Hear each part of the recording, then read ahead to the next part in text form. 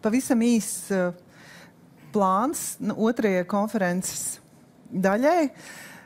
Es tā īsi prezentēšu vēl vienu pētījumu, tā saucamo ombuda pētījumu, jo man interesē, ko domā auditorijas pārstāvi par ētikas jautājumiem. Būs uzreiz pēc tam bez pārtraukuma būs diskusija par pētījumu rezultātiem.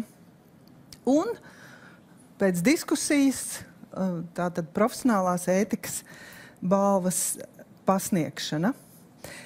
Tātad šis būs kvalitatīvs pētījums, atsaucoties uz dažādām šaubām, bažām Ašarādena kunga kritērijiem. Gribu atgādināt, ka kvantitatīvajos datos sabiedriskie mediji sasniedz 84% no iedzīvotājiem, bet man būs kvalitatīvās pētniecības metodas. Es saprotu, ka daudziem patīk skaitļi, tie mūs apreibina ar savu lielumu vai rada citas emocijas, bet nozīmes, iespēja saprast, kas ir aiz skaitļiem, šo iespēju dod kvalitatīvās pētniecības metodes. Un tātad šis ir otrais pētījums, kurā es mēģināju saprast, ko par pašregulāciju un tieši par to, ko es daru, kā skatās uz lēmumiem, kad ir vai nav pārkāpumi konstatēti, ko domā fokus grupas diskusija dalībnieki. Un tātad, kā uztver sabiedrisko mediju profesionālo ētiku. Tātad 7 fokus grupas, 5 līdz 6 dalībnieki katrā grupā, 3 grupas mazākumtautību iedzīvotājiem Krievu valodā, 4 grupas visā Latvijā latviešu valodā.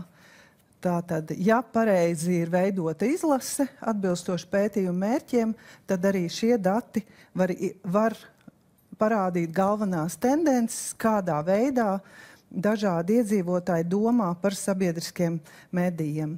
Un diskusijā to dalībnieki atbilstoši scenārijam, ko bija sagatavojis es kopā ar savu kolēģi Līgu Ozoliņu, diskutēja par to, ko sabiedriskie mediji ir solījuši par saviem kvalitātes kritērijiem vai profesionālās ētikas vērtībām. Runāja, kam jānotiek, cik lielā mērā ir gatavi aizstāvēt savas intereses vai tiesības, ja uzskata, ka mediji ir pārkāpuši kādu no pašu definētajiem pašregulācijas principiem un vērtēja ētikas piemērus. Un lūk rezultāti. Tātad vispirms, pavisam īsi iepazīstoties ar sevi, diskusiju dalībnieki raksturoja, kā vispār viņi iegūst informāciju un kāda vieta šajā informācijas iegūšanas ikdienas procesā ir sabiedriskajiem medijiem. Un izveidojās 3 grupas, kuras nav īsti piesaistītas demogrāfiskiem rādītājiem, bet vairāk tieši mediju lietojumam. Zinošie skeptiķi, kas ir labi informēti, izmanto ikdienās dažādus medijus, ļoti labi orientējas sabiedrisko mediju saturā, saprot atšķirības starp mediju tipiem. Otra grupa, tie, kas mazāk izmanto sabiedriskos medijus, atpazīst tomēr vairāk ir savu informācijas ikdienu saist ar komerciāliem medijiem un diezgan kritiski skatās uz sabiedrisko mediju lomu par to, ko diskutējām iepriekš. Un diskutantu daļa, kas dažādās vietnēs, īpaši nepievēršot uzmanību informācijas sniedzējiem, uzskata, ka ir pietiekoši labi informēti un nav būtiski viņu saikne ar jebkāda veida medijiem. Svarīgi ir iegūt informāciju par konkrētām tēmām. Un kāda ir sabiedrisko mediju uztvere?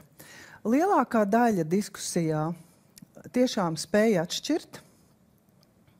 Tie, kam ir pastāvīga pieredze, ļoti labi spēj salāgot profesionālo līmeni, ko uzskata par augstāku, tādā ziņā, ka ir dažādāks saturs un daudz vairāk cilvēks, ko viņi atpazīst kā žurnālistus. Un arī saprot, ka ir daudz lielāki pienākumi nekā komercmedijiem, un pati loma ir atšķirīga. Un interesanti, ka nevienmēr līdzīgs ir vērtējums par mediju un par žurnālistiem. Tie dažādie līmeņi iet cauri šiem datiem. Tātad uzskata, ka žurnālisti, kas atspoguļo dažādas tēmas, ir drosmīgi, neatkarīgi, strādā godprātīgi. Tas, kas parādās kā pārmetumi, jūs jau arī redzat, kamēr es stāstu, ir šī neatkarības apšaubīšana, aizdomas, ka tātad medijiem ir uzdevums apkalpot valdošo eliti. Daļa diskusijā minēja priekšstats salīdzinot un komentējot, it sevišķi tie, kas izteica nostalģiju pēc Krievijas slēgtajiem kanāliem, ka tie bija daudz aizraujošāki un tā tad nav pietiekoši aizraujoši un pievilcīgs saturs. Vēl viena problēma, kas parādās un tālāk arī mēģināšu izskaidrot, nepietiekama viedokļu dažādība, kas arī ir fiksēta tātad kvantitatīvajos datos, ka cilvēkiem ir sajūta, ka noteikta veida perspektīvas, te īsti nav doma par tādiem viedokļiem, kas ir tā mūsu publiskās komunikācijas auduma visvājākais diedziņš, kas ir mainīgs, subjektīvs un tā tad mainās dažādu notikumu rezultātā, bet drīzāk par tādu lielāku perspektīvu, vērtībās balstītu perspektīvu vai identitātes perspektīvu, ko saskata, ka nav pietiekoši visas krāsas, kas sabiedrībā varētu būt, nav pietiekoši pārstāvētas. Profesionālās ētikas vērtības. Tie, kas šeit sēž, mediju kolēģi jau tās zina, un bija tiešām plašas garas diskusijas, vairāk nekā 2 stundas, un vērtību diskusija ļoti gara. Es pavisam īsi to pārstāstīšu. Tātad vārda brīvība šķiet ļoti skaidrs, bet tiklīdz tā jāizskaidro, un tā bija šī pētījuma privilēģija, par ko es esmu ļoti priecīga. Tātad parādās skats uz to balstīts tieši ģimenē runātajā valodā. Tie, kas izmanto sabiedriskos medijus, latviski runājošo grupu pārstāvji, uzskata, ka jā, ir vārda brīvība un tiešām ļoti plaši stāsta par to, kā viņi gan pozitīva, gan negatīva pieredze, ja tev tas nepieņemamais, bet brīvi izteiktais skatījums varbūt sagādā kaut kādu stresu vai uztraukumu, kā uzskata to par demokrātiskai valstī milzīgu vērtību un ir gatavi pieņemt arī dažādus viedokļus. Un pašu brīvību kā lielu vērtību. Krievalodīgi respondenti savukārt tam galīgi nepiekrīt vai daļēji nepiekrīt. Un īstenībā, ieskatoties dziļāk jau tajos faktiski diskursos, kas parādās, var teikt, ka šo skatu ietekmē attieksme pret pārmaiņām sabiedrībā un sabiedrības uzskatu struktūrā pēc Krievijas iebrukumu Ukrainā. Un var redzēt, ka cilvēki, kuri kvantitatīvajās aptaujās, ko es arī vēl paskatījos, uzskata, ka pie Krievijas kara ir vainojama pati Ukraina vai rietumi, vai tieši otrādi. Tie var būt vienā grupā, noteikti viņus nenodala etniskā piederība vai valoda, bet drīzāk šie uzskati, tad tie, kuri, teiksim, neatbalsta Ukrainu, tad biežāk saka, ka tā tad nepastāv vārda brīvība, un faktiski to saista ar likuma izmaiņām, ar to, ka atbalsts karam ir kriminalizēts, un tas viņiem šķiet kā rādītājs, ka vārda brīvība ir ierobežot vai tā nav. Tur klejoja tādas pilsētu leģendas, ko kāds tur ir nospiedis Facebookā kādam karu atbalsta kaut kādam ierakstam, un tad viņš ir izsaukts uz policiju un tam līdzīgi. Tā kā tur varēja redzēt arī dažādas citas informācijas līmeņa ietekmes, arī, teiksim, Krievijas propagandas ietekmes. Tad, kad arī vēl dažās grupās runājot, mēģinot nomērīt vārdu brīvības līmeni, tad TVNet piemērs ir vairākās izskan. Tas ir ļoti plaši tiek izmantots un arī teikts, ka šāda veida lēmumi par mediju saturu rada nedrošību par vārda brīvības esamību Latvijā. Un varbūt par tādām detaļām, kā tu savu viedokli izsaki, ka tas arī attiecas uz vārda brīvības vērtējumu. Un atkal visas vērtības runājot, atkal parādās sabiedrisko mediju vērtējumā tās šaubas, vai sabiedriskie mediji ir tie, kuri paši ir brīvi un kurā var brīvi izteikties, ka tur iespējams ir kādi noteikumi, kas ir varbūt nevis profesionāli, bet tieši tādi, kas varētu ierobežot, bet tie ir atsevišķos gadījumos, bet arī kā viena tendence, kas varētu ietekmēt kopējo sabiedrisko mediju vērtējumu. Viedokļu daudzveidība ir ļoti, ļoti svarīga vērtība, un cilvēki vēlas to piedzīvot, sekot līdzi, un, kas ir ļoti interesanti, atbalsta racionālu, argumentētu, pamatoti, kontekstualizētu diskusiju, kur viņi arī varētu paši veidot savu skatījumu vai vismaz ieraudzīt skaidrus argumentus, kas iespējams nesakrīt, bet tad palīdzētu saprast, kāpēc citi cilvēki domā tā kā viņi domā, bet ne tā kā es vai tas konkrētais diskusijas dalībnieks domā.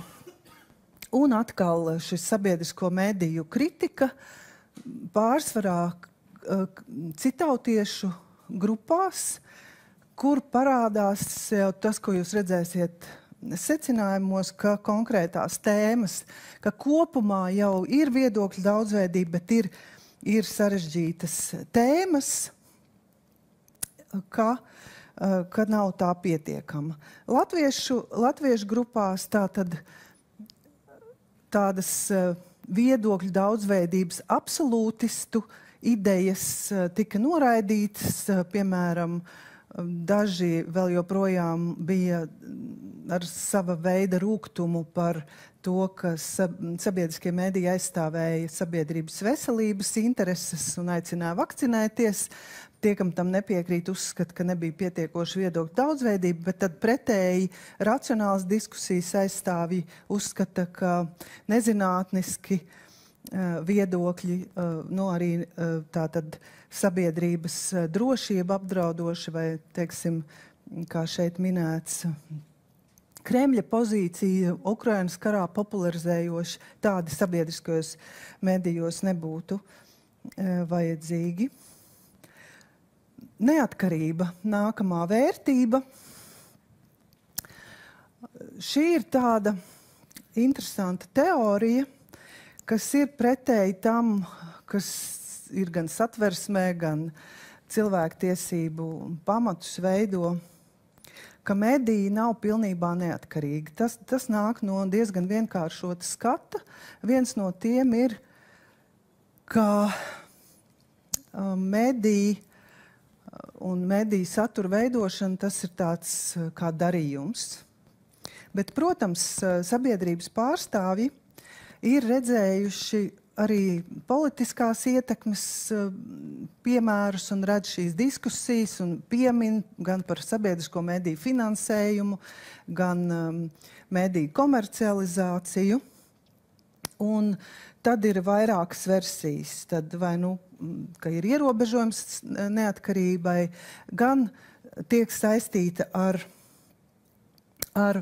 valsts ietekmi vai valdības noteikta veida teikšanu, kas varētu ietekmēt sabiedriskos medijus. Vienlaikus, ja lūdzu piemērus minēt, kad ir bijusi ietekmēta, kā jūs nonācāt līdz tādam secinājumam, kas jums liek tā izteikt šādu vispārēju vērtējumu, piemēru ir ļoti maz, vai vispār pasaka, ka nav, bet ir tā kopējā sajūta. Vienlaikus sakot, ja tā iedziļinās, tad tomēr sabiedriskajos medijos informācija ir uzticamāka, tad aiziet jau šī neatkarības analīze pie ļoti svarīgā uzticēšanās vai neuzticēšanās rādītāja. Patiesums, vēl viena vērtība, kas īstenībā ir vienīgais, kāpēc žurnālistika strādā, bet, protams, bez citām vērtībām nav iespējams. Tātad neviens negrib, lai viņu maldina, lai ir ļoti svarīgi saņemt patiesu informāciju. Un atkal, tie, kam ir pieredze, tie ļoti augstu vērtē sabiedriskos medijus arī šajā kontekstā ar šo vērtību vēlas, lai ir vairāk šis skaidrojums, tuvošanās patiesībai tiek parādīta, kādā veidā tas notiek, tiek pārbaudīti, konkrēti ieteikums tieši par politiķiem, amatpersonām redz šo unikālo funkciju, pārbaudīt un turēt pie vārda politisko un amatpersonu loku, kas parādās medijos. Un īstenībā tas mediju pratības līmenis, kas kvantitīvajos datos, kā mums zināms, mums apmēram 50% sevi gan paši uzskata, gan interesēs par mediju pratību, ir diezgan augsts, lai arī grupās ir dažāda veida sabiedrības grupu pārstāvji. Jā, bija arī runa par to, ka reizēm šķiet, ka nav patiesa informācija vai nav pietiekama. Tā atkal aizved atpakaļ pie nepietiekamas viedokļu daudzveidības. Vēl viena vērtība - godprātība un atklātība, kas īstenībā jau raksturo, kā žurnālists strādā, nevis ko dara vai kāpēc dara, bet kādā veidā. Un ļoti skaidri fokus grupās cilvēki analizē, kā viņi redz, un faktiski diezgan skaidriem kritērijiem, vai viņi redz, ka informācija ir patiesa, vai ir pietiekoši daudz visi, uz kuriem attiecas lēmumi vai jautājums, kam ir svarīgs, vai tiem ir iespēja piedalīties diskusijā, vai ar tiem tiek runāts. Un, lai gan daudziem patīk īsa, ātra, spilgta informācija, un šīs lietas vienmēr tādas pretējas kopā, arī tomēr uzskat, ka nevajag emocionālus vai sensacionālus skaļus virsrakstus, bet jābūt patiesiem, godīgiem, godprātīgiem pret savu auditoriju. Otrā daļa, kā jūs redzat, ir vairāk kādas ir attiecības, jo cilvēki vērtē, kā izturas žurnālisti, redz šīs varas pozīcijas. Žurnālistam vienmēr ir lielāka vara studijā vai raidījumā vai kādā citā formātā, ka tātad vēlas, lai diskusija notiek abām pusēm, kur būtu ievērota cieņa un izpratne.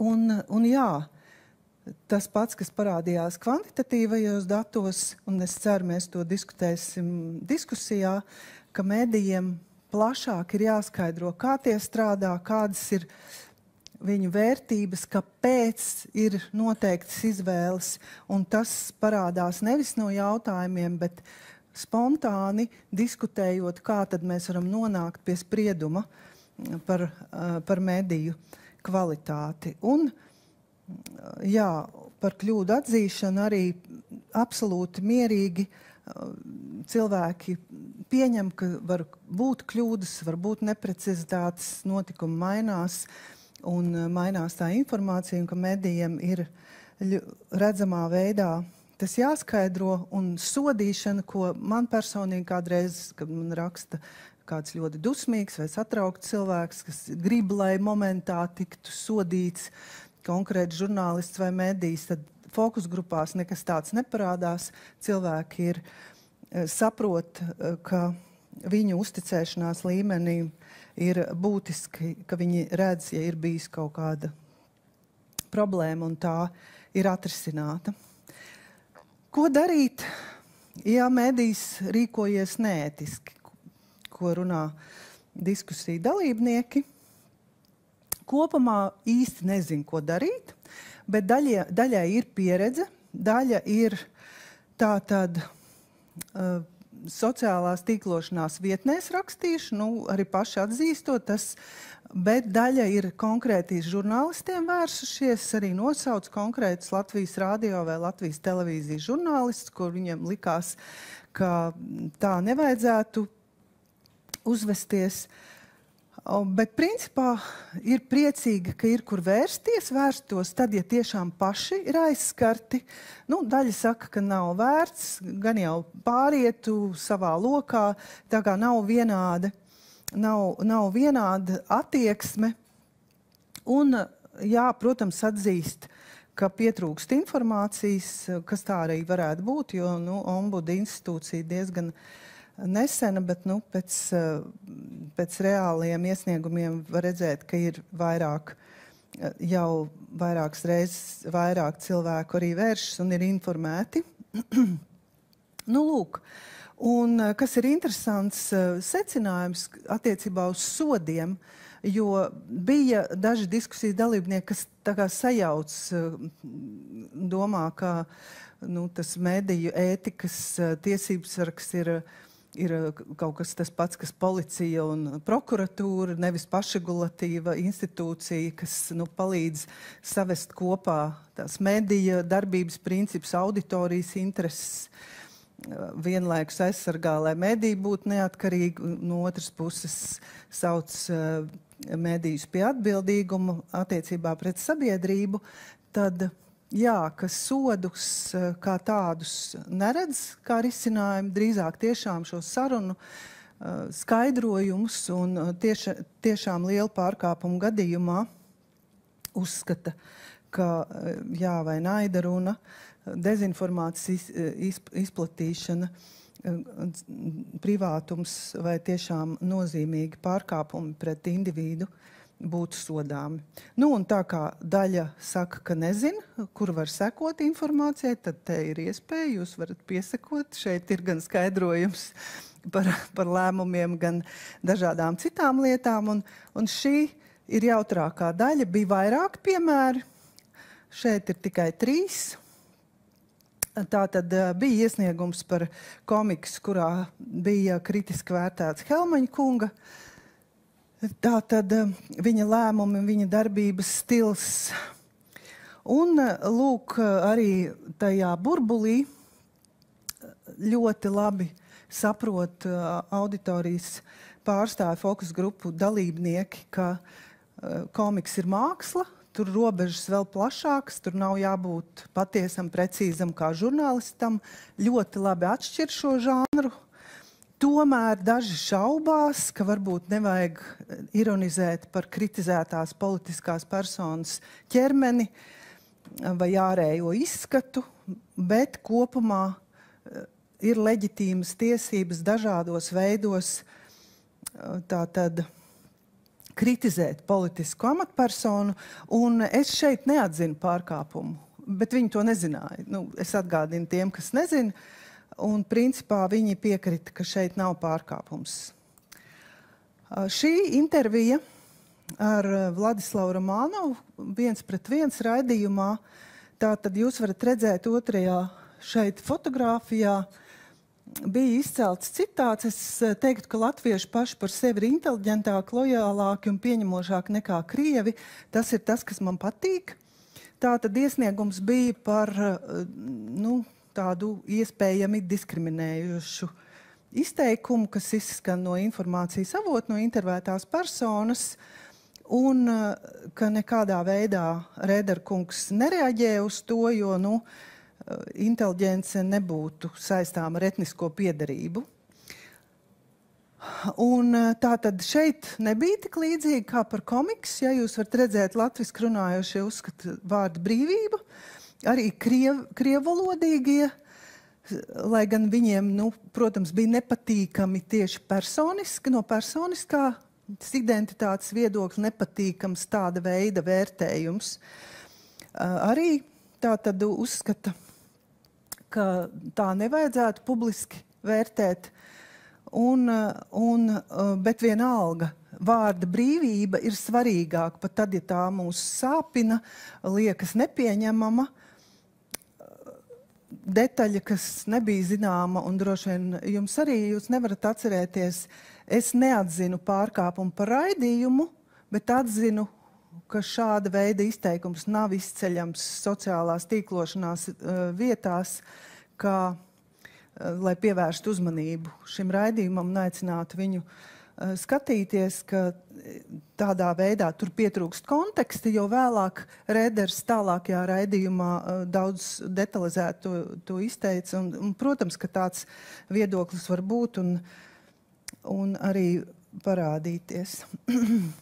Šis ir ļoti sarežģīts gadījums, kur es autoriem katru reizi, kad es viņus redzu, atzīstos, ka es turpinu domāt naktīs par šo lēmumu, lai tas ir, lai gan pagājuši. Tātad podkāsts Kailums par atklāsmēm, kur kāda jauna sieviete, tad tie, kas, es ceru, ka jums visiem ir šajā sociālās tīklošanās vietnē OnlyFans jūsu profili, tur ir iespēja tātad pārdot savus fotogrāfijas pārsvarā vairāk vai mazāk atkailinātas. Un tur bija tātad intervija par šo pieredzi, kā cilvēks risina savas psiholoģiskās problēmas ar ķermeni un kailumu. Un bija divi iesniegumi. Viens bija par to, ka nav pietiekoši konteksts un ir pārāk reklamēts OnlyFans iespējas. Otrs bija uz 10 lapām, un faktiski tur bija liela daļa no krimināla kodeksa ierakstīta par visiem pārkāpumiem, bet reāli tas bija, tie pārkāpumi bija saskatīti saistībā ar tādām morālām pārmetumiem, kā vispār cilvēki kaut ko tādu var darīt, un ne tikai darīt, bet arī par to stāstīt un detalizēti ar to iepazīstināt. Un tā tad lielākā daļa uzskata, ka vispār tur nekas nav pārkāpts, ka tas ir pilnīgi normāli un lūdzu atgriezieties reālajā dzīvē. Visiem jauniešiem tur ir konti, visi tur, ja nav viņam konts, viņš jau tur ir bijis un tam līdzīgi. Bet tas, ko atzinīt sevišķi jaunākie, ka tomēr nav pietiekoši izanalizēts, ko tas viss nozīmē, šī saruna. Ka šī saruna ir ļoti vienpusīga, ka arī žurnālisti nepievieno kontekstu. Jā, ka tas viss varētu būt, tas tā ļoti svarīga tēma, bet būtu kvalitatīvāk no dažādiem aspektiem, tas viss jāapskata. Un es šeit atzinu pārkāpumu par nepietiekami kritisku attieksmi pret informācijas avotu. Arī līdzīgi uzskatot, ka nav kontekstualizēts jautājums, nav uzdoti teiksim, kritiski jautājumi arī pat tad, ja tā ir intervija.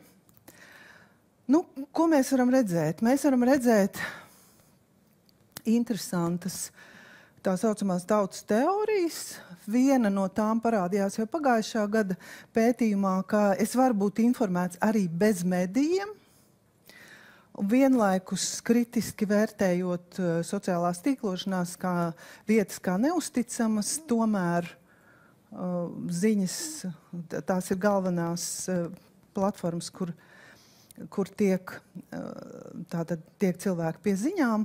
Otra teorija, ka vispār mediji nevar būt neatkarīgi. Un pat tas nav uztraukums un nekādas bēdas, bet tā ir lietu kārtība. Bet, nu jā, tur ir vai nu pieredze, un arī jāsaka, teiksim, Daugavpils grupā tur cilvēkiem ir konkrēta pieredze Daugavpils pusē, kur ir tomēr politiski iesaistīti mediji, un tāpat citiem cilvēkiem ir konkrēta pieredze, ko viņi attiecina uz visiem medijiem, vai kopumā uz to, vai ir vai nav iespējami neatkarīgi mediji. Jā, ir tātad šis vienkāršotais skats uz medijiem, kā tad, kad tur būs tas, ko pieprasa, vai tad, ja tur kāds teiksim, veicinās to finansiāli, teiksim, nopirks žurnālistu, tad teiksim, jā, varēs, vai redzot šo, vai novērojot, var novērtēt, vai medijs ir kvalitatīvs vai nav kvalitatīvs. Kas ir ļoti interesanti, ka visas vērtības, un kas tika detalizēti diskutētas, ir pilnīgi sakrīt. Faktiski tas, ko sabiedriskie mediji ir sev uzlikuši kā galveno ietvaru, tiek pilnībā akceptēts kā ļoti svarīgs arī fokus grupu dalībnieku skatījumā. Un tas, ko es pieminēju par viedokļu daudzveidību, ka tā nav jā vai nē, bet ka ir tēmas, un ka tā, kā mēs mēģinājām nosaukt, ka ierobežot ir temati, kas nav pietiekoši atspoguļot, un tie ir grūtie temati, tās ir etniskās attiecības, tās ir vēstures izpratne, tās ir kultūras izmaiņas, kā mēs skatāmies uz kultūras, kaut vai Krievijas kultūras mantojumu, vai cita veida ļoti sarežģīti jautājumi, ka tie nav pietiekoši daudzveidīgi. Ir redzēts kaut kas diskutēts, bet tā diskusija nav pietiekami. Un tiešām mēģinot saprast, kas tur ir domāts, pati kopējā uzticēšanās ne tikai medijiem, bet arī savai valstī, vēlme kaut ko darīt, iesaiste, piesaisti identitātes līmenī. Latvijai arī ietekmē tas, kā tiek vērtēti mediji un žurnālisti. Paldies! Un citāts.